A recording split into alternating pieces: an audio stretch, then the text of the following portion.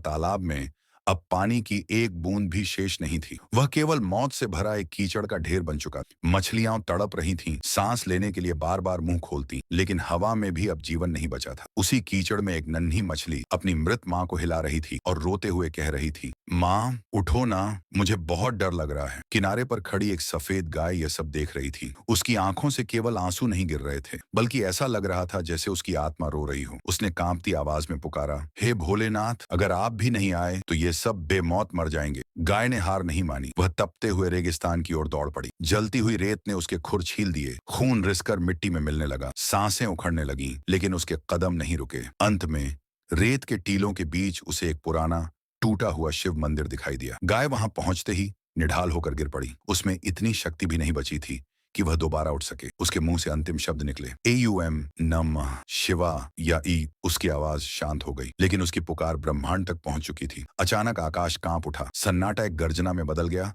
और स्वयं महादेव प्रकट हुए। महादेव ने उस गाय को अपनी गोद में उठाया और उसके ठंडे माथे को छुआ। करुणा के सागर महादेव की आंखें भी भर आईं। वे बोले, जिसने दूसरों के जीवन के लिए अपनी सांसें त्याग दी, वह संसार में मेरा सबसे बड़ा भक्त है। महादेव तुरंत उस सूखे तालाब पर पहुंचे।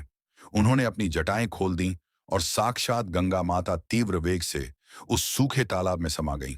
देखते ही देखते तालाब लबालब भर गया। जो मछलियां कुछ देर पहले तड़प रही थीं, वे खुशी से नाचने लगीं। नन्ही मछली चहक उठी, माँ देखो पानी आ गया। लेकिन उस दूर मंदिर के पास वह सफेद गाय अब सदा के लिए शांत हो। महादेव ने उसे अपनी गोद में लिया और भारी मन से कहा, वत्स, आज तू हमेशा के लिए कैलाश आ गई।